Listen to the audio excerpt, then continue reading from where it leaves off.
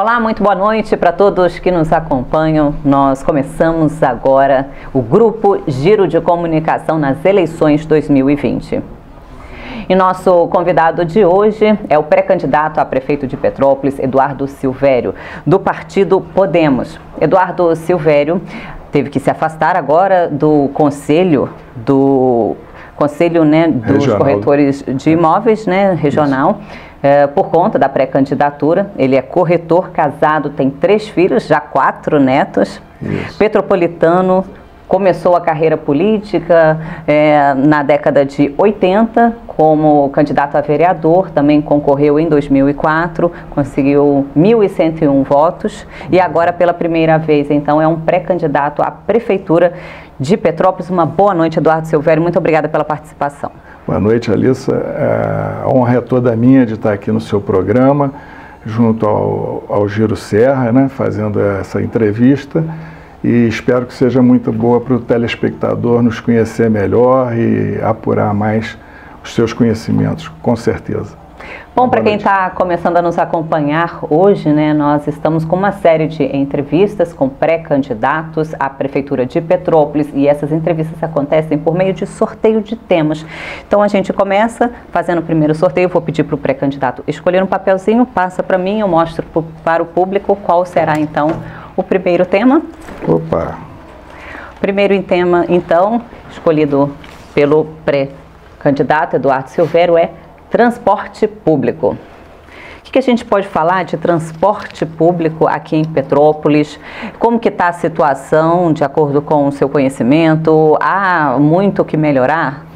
Eu vejo da seguinte forma, eu sempre fui que utilizei muito o transporte público em minha vida, e posso falar um pouco com bastante base em relação a isso, do quanto ficam lotados os pontos de ônibus, as lotações, os ônibus ficam sobrecarregados em determinados momentos, picos de horário, que naturalmente isso depende de uma reorganização das empresas, naturalmente cobrada pelo município, Então eu vejo que tem muito que melhorar sim, e não é só a questão do transporte em si, também temos que falar do transporte aliado à mobilidade urbana, que é muito prejudicial para quem é um transeunte e usuário dos ônibus, fazer o uso do transporte público e pegar os engarrafamentos que a gente pega no dia a dia. Então você passa por 3 estresses.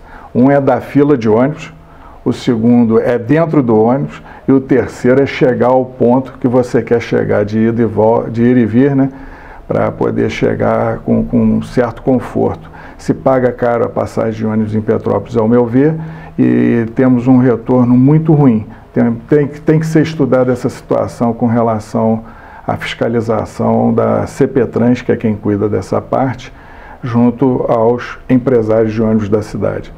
Uma das maneiras de reduzir até o custo dessa passagem é se houvesse algum subsídio do município de Petrópolis. O senhor é contra ou a favor ao subsídio para poder haver uma redução das passagens, já que hoje são os próprios passageiros pagantes que custeiam toda a operação? Na realidade, a gente tem formas de ver pelos 2 lados da moeda. Uma que é o município, na sua questão arrecadatória, você quando abre mão de alguma coisa, você tem que ter o recurso do outro lado, tem que ser bem estudado. E a questão da passagem de ônibus, nós temos que ver que muita coisa mudou de lá, dos anos 70, que eu sou de 61 para cá, o transporte público não tinha custo. E foram criando custo de transporte. Na verdade, era subsidiado pelo município.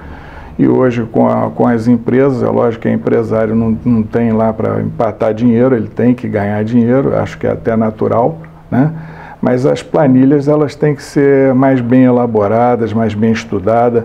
Houve uma mudança tão grande de comportamento no transporte público urbano, que você veja, quando eu sou nascido e criado em Petrópolis e no bairro Quitandinha. Então, quando a gente saía do centro para o Quitandinha, você tinha um corredor daqui até os Duques, o Parque São Vicente, naquela época. Você está entendendo? E quem tinha que ir para os outros lugares, como Rua Honduras, Getúlio Vargas, Venezuela, Colômbia e outras mais, Rio de Janeiro, Espírito Santo, Amazonas, ia tudo a pé, daquele corredor ali até as suas casas. Então os ônibus faziam só um corredor. Depois foram inaugurando linhas de ônibus, naturalmente com o crescimento e desenvolvimento da cidade. Tudo cresceu, mas a ida e vinda ainda são as mesmas ruas e não foram alargadas, não foram melhoradas.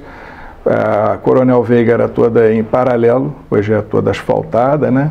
O que ajuda, de certa forma, o trânsito, mas ainda não dá, porque sobrecarregou hoje a quantidade de veículos em nossa cidade é muito grande. Então tem que ser reestudada essa situação para que o transporte público possa ser valorizado, termos uma entrada menor de carros de passeio no centro. Então isso tem que ter realmente uma discussão entre o poder público, executivo, levado ao legislativo, junto também com as empresas que operam em Petrópolis o transporte público. Depois do transporte por aplicativo, acaba que o transporte urbano muitas vezes deixou de ser atraente, já que de muitos bairros ao centro, o passageiro paga apenas cerca de R$10 e se ele dividir por 4 passageiros, ele tem aí praticamente a metade, né, do valor da passagem de ônibus. O que consequentemente com o desemprego, infelizmente, na nossa cidade hoje os aplicativos são uma realidade, realmente isso congestiona ainda mais o trânsito no município, né? E, consequentemente, é uma alternativa boa e barata para o transeunte barata, que, de certa forma, conflita e vem prejudicar o empresário de ônibus. Mas aí nós temos que nos reinventarmos numa nova fase de nossas vidas, porque né, com o advento da internet, da tecnologia, o desenvolvimento que está se dando, nós temos que se adaptarmos a esse desenvolvimento para podermos atender o consumidor final, né, na sua prestação de serviço público. Né? Desafio aí. Desafio, com certeza. São só desafios, né? São só desafios. Então vamos para o nosso próximo desafio, então. Tá. Escolha do segundo tema. Pode escolher o papelzinho, pode me passar. E a gente vai mostrar aqui para o telespectador. Agora a gente vai falar de igualdade de gênero, Ótimo correto? Tema, com certeza. Quando a gente fala em igualdade de gênero, o que a gente pode dizer sobre a cidade imperial dentro desse tema? Olha, eu vejo a cidade imperial uma cidade bem hoje, livre de qualquer preconceito com relação a isso. Eu vivi um passado que existia muito preconceito com relação à liberdade de gênero, e hoje eu já não observo mais isso, vejo as pessoas ir e vir com certa liberdade de expressar a sua opção sexual, né? Então, e religiosa, seja lá qual for, eu vejo da mesma forma o Petropolitano, por cidade mesmo no Brasil, ele é reconhecido pela sua grandeza educacional, de comportamento, né? E nossa cidade é um orgulho para todos nós, né? Inclusive o comportamento também do nosso povo, nos orgulha muito em termos de educação. Temos algumas coisas, ou muitas coisas para melhorar, e serão melhoradas nas escolas, com certeza. O senhor é a favor de conversar sobre a ideologia de gênero nas escolas, né? É um assunto bem polêmico, a gente lembra que houve muita polêmica até com relação à própria presidência da República. Eu sou a favor de todas as discussões. Eu só também não sou a favor a levar para uma escola em determinada idade uma situação que você venha influenciar na decisão desse ser humano que ainda não está com o seu poder pleno de caráter, de desenvolvimento de cabeça, para esse tipo de opção. Essa é a minha forma de ver. Agora, a igualdade tem que ter, se a pessoa escolhe ter aquele gênero em detrimento de outro, o que a gente pode fazer é respeitá-la, né? Porque acho que é direito da pessoa realmente optar por aquilo que quer ser na vida. Aliás, não sou eu que digo, né? Para aqueles que creem em Deus, Deus nos deu o livre-arbítrio, né? Então, eu acho que o livre-arbítrio está em cada um de nós, e isso eu tenho que respeitar, como todos nós temos que respeitar em nossa cidade o livre-arbítrio de cada um. Políticas cidadão. Públicas relacionadas a essa igualdade seriam Sim, mas olha só, né? Quando eu falo em igualdade, é igualdade mesmo.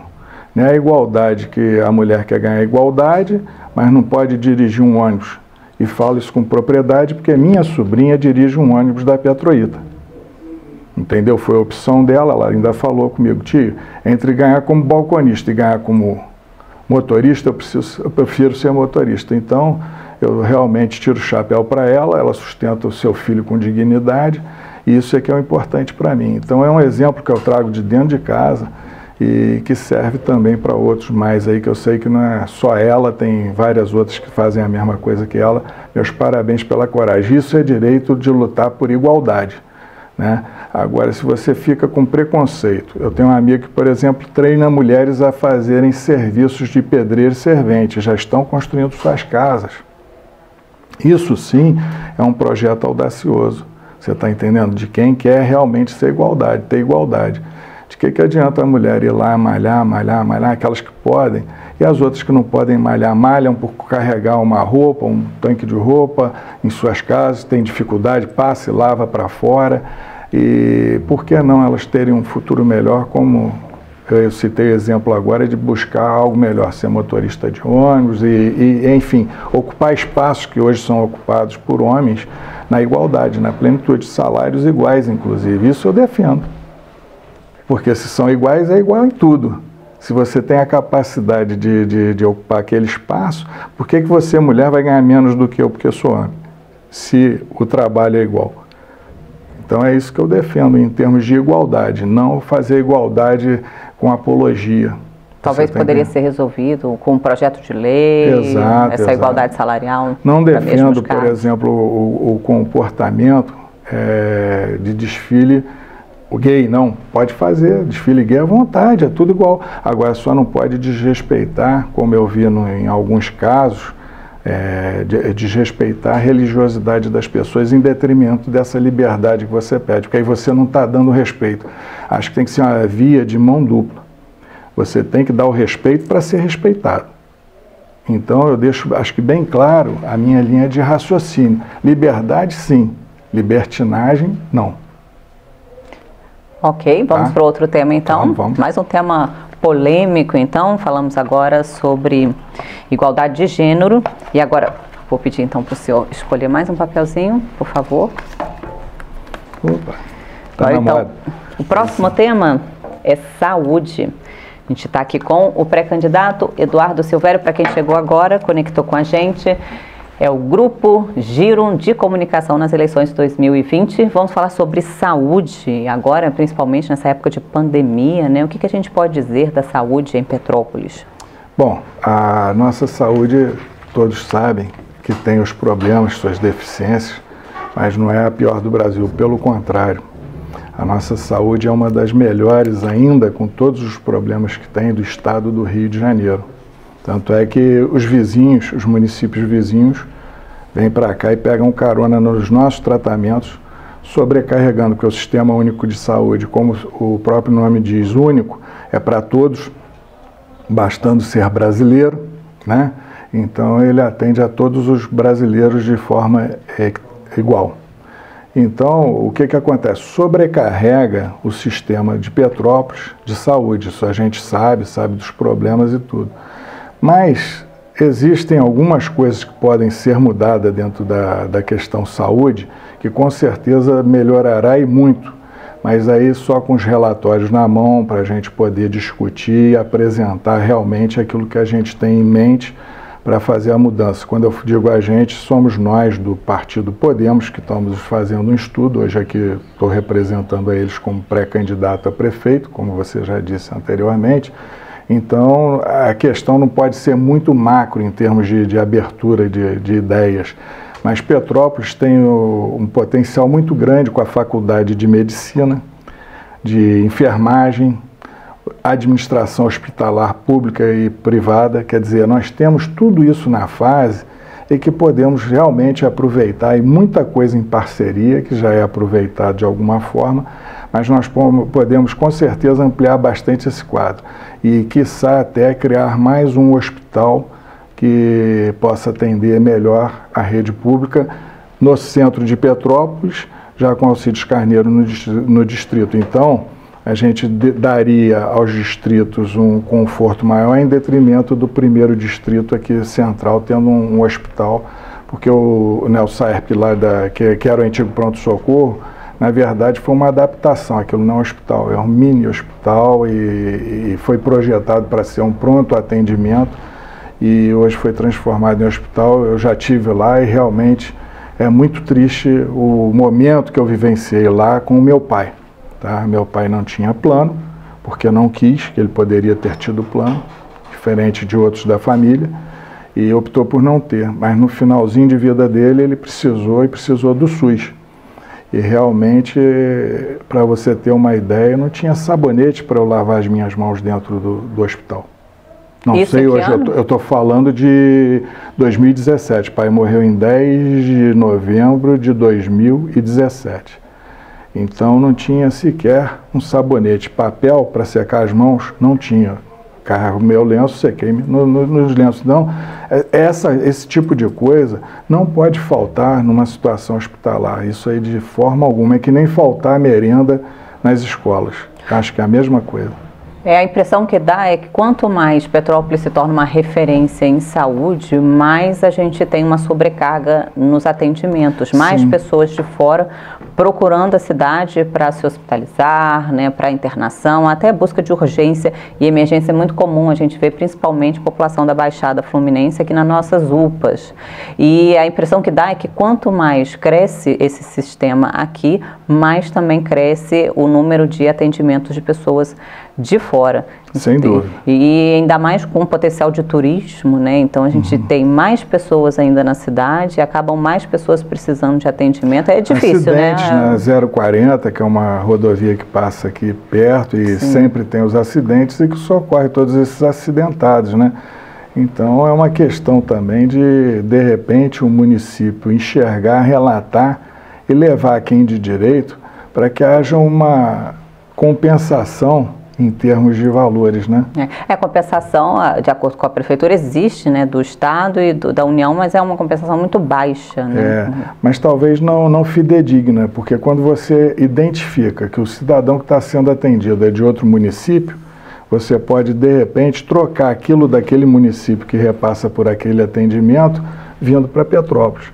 Mas isso dá trabalho, né? Às vezes não compensa o trabalho, não sei, ou não interessa o trabalho, aí fica essa situação. Tem solução? Tem solução. Vamos agora então para o nosso quarto tema, por favor, Silvério.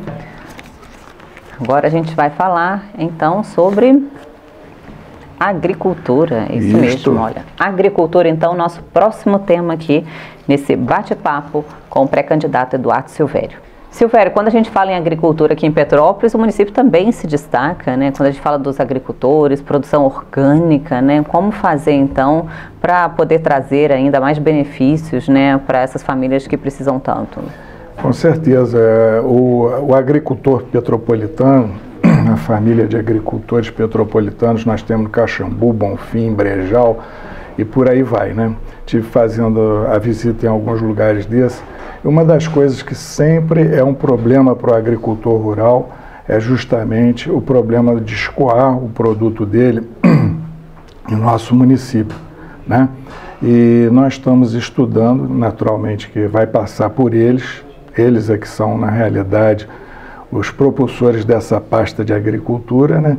Que nós vamos fazer um estudo, tipo nós temos o CEASA centralizado no Rio de Janeiro, que faz a distribuição geral do Estado, de repente propô-los a fazer um núcleo em Petrópolis de distribuição para os municípios vizinhos que não explorem o tipo de atividade que nós exploramos e quem sabe com isso podermos escoar melhor nosso produto aqui de Petrópolis para outros municípios, né? Mas aí as estradas seriam ainda mais usadas, né? Seriam mais usadas, mas naturalmente nós estamos falando de uma visão de melhoria nas estradas do produtor rural.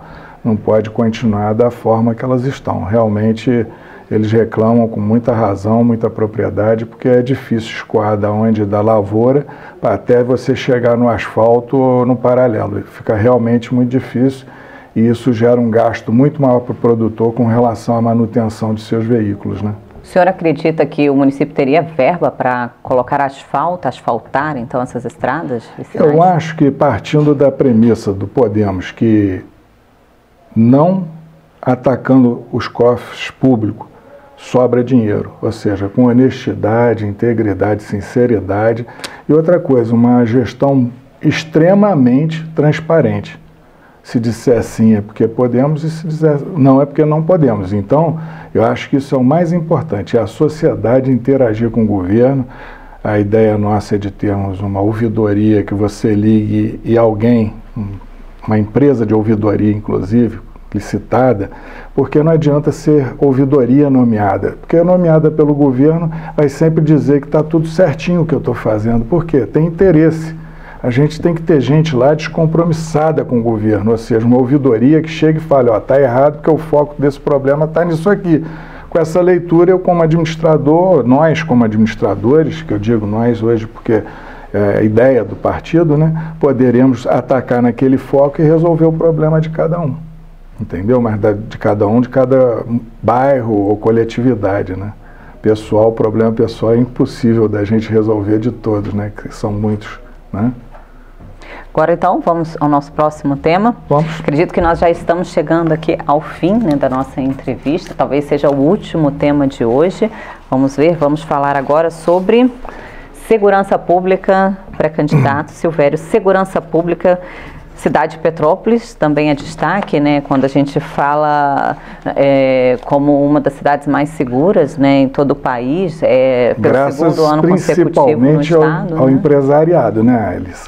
O que o senhor acredita? Porque quando houve um assalto na 16 de março, teve uma das lojistas que encabeçou uma situação de doação na qual todos nós, empresários ali do centro, contribuiu, ou seja, comprando camiseta ou depositando, desculpa, algum tipo de valor, né? E esse valor agregado compramos as câmeras que tem hoje, aquele posto de polícia militar ali na Irmãos d'Ângelo que foi instalado, nos trouxe bastante segurança para o centro histórico de Petrópolis, né? Mas foi uma conquista principalmente do comércio de Petrópolis que investiu nisso. E o que o Podemos pensa é em desenvolver ainda mais essas câmeras por todo o município, para que houve algum assalto, qualquer coisa, algum ato ilícito, a pessoa ao fugir, nós estamos acompanhando toda a fuga para poder fechar as saídas de Petrópolis com a Polícia Militar.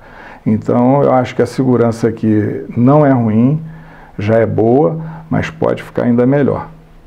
Quando a gente fala, principalmente nessa época de crise, né, a gente tem uma preocupação quando a gente fala em segurança pública, né, por conta realmente da crise. A gente sabe que o número, né, de casos de violência acaba aumentando. Quando a gente fala em segurança pública, o senhor acredita que também é preciso trabalhar a prevenção ou não, apenas as câmeras?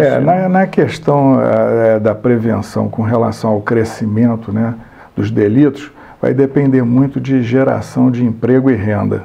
Eu acredito que onde é rico, tem emprego e renda, não há necessidade de ninguém chegar ao ponto extremo de ferir ou assaltar alguém para poder se beneficiar financeiramente. Eu acredito muito nisso e não tenha dúvida que é nisso que eu quero investir. Nós queremos investir. Vamos então para mais um tema, né? Dá tempo ainda. Vamos falar de mais um tema. Por favor, Silvério, pode escolher mais um tema para falarmos. Então, próximo tema. Que tema bom. Educação. Vamos falar de educação aqui em Petrópolis. Agora as aulas estão suspensas, né? Por conta da pandemia. E o que a gente pode falar sobre essa secretaria, Secretaria de Educação? Essa Secretaria de Educação estava sendo uma das maiores preocupações nossas dentro do partido. Por quê?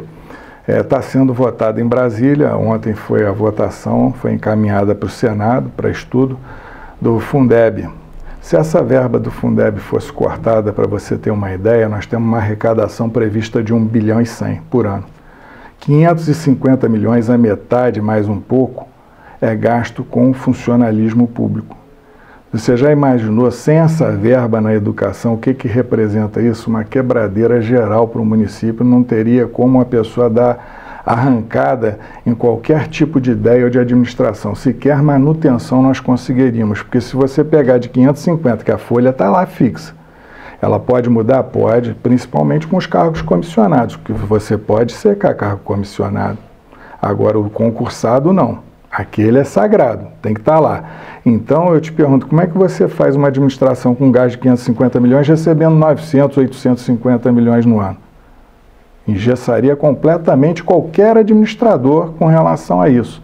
E o Fundeb ontem, por ter andado lá no Congresso, nos deixa essa esperança, porque parece que votaram quase que por unanimidade, foram 6 ou 7 deputados que votaram contra, outros se ausentaram durante a votação, porque naturalmente perceberam que já existia a maioria de 400 ou 426, era necessário 308, e a coisa andou. E eu não vejo como não andar, porque se não andar, significa que os municípios vão parar e outra coisa, vão prejudicar principalmente um município menor, que tem já dificuldade, que conta com a ajuda do governo nacional e que se perder essa verba do Fundeb, muitas crianças vão ficar sem aula. Esse é que é o problema. Hoje a gente vê que vários centros de educação infantil estão sendo inaugurados, inclusive, né, ao longo deste ano, até mesmo com a pandemia, várias obras estão sendo entregues, mas com a crise a gente vê também que há um aumento de famílias precisando mais da educação pública, né, do ensino público, e pessoas que não estão mais conseguindo arcar com os custos no setor privado. Como fazer, né? Como dar conta, né, de toda essa demanda aqui no município, que provavelmente deve aumentar aí nos próximos meses? Pelo menos uns 20%. Uns 20%, porque os 80% vai haver negociação naturalmente com os donos de escola particulares, enfim, mas vai haver uma migração muito grande do particular para o público, que já é esperada. Seria outra coisa que está dentro do bolo que eu te falei com relação ao Fundeb. Sem essa verba seria inviável a gente imaginar o município caminhar. E realmente o Congresso, nesse aspecto, tem se demonstrado bastante solícito, bastante responsável, né? Com exceção, ao meu ver, daqueles que votaram contra, independente de bandeira partidária. Eu acho que se equivocaram, né? Mas realmente, sem essa verba, o município pararia, não teria jeito. E eles estão postergando até 2026, né? Pelo menos até 2026, me parece que seria a permanência do Fundeb, até 2026 a chegar a um teto de 23%, porque ele vem subindo paulatinamente até 2026. E aí estacionaria no percentual que o governo dá de repasse aos municípios, né? O senhor acredita que há uma solução para acabar com a fila, né, para espera para creche, por exemplo? Porque a gente sabe que além da demanda maior da escola privada em rumo à escola pública, ainda tem as crianças, né, que nascem todos os dias aqui no município. Alice, eu vejo que na vida tudo tem solução, só não tem quando morremos. Ali acaba qualquer solução. Mas falar da solução sem os números exatos se torna difícil. Você vê que você tem uma escola, citando o Brejal, lá em cima no Brejal, para as crianças ruralistas, bem lá em cima, e outra cá embaixo na igreja. Então, às vezes, a distância que se percorre não se justifica, talvez, a escola. Teria que se fazer migrar aquelas crianças para a escola ali embaixo, ter transporte que leve elas até lá embaixo, é uma ideia, e lá em cima, de repente, criar creche com também levando lá para cima, ou seja, trocar a posição e você equacionar um problema local. Agora, tem que ter uma visão administrativa da coisa, o relatório do gestor da pasta, para que a gente possa realmente criar as alternativas que forem necessárias, lógico, e discutidas com a comunidade local, para que não haja maior prejuízo de ninguém e o município também não abarque um prejuízo desnecessário que pode ser resolvido de outra forma para todo mundo.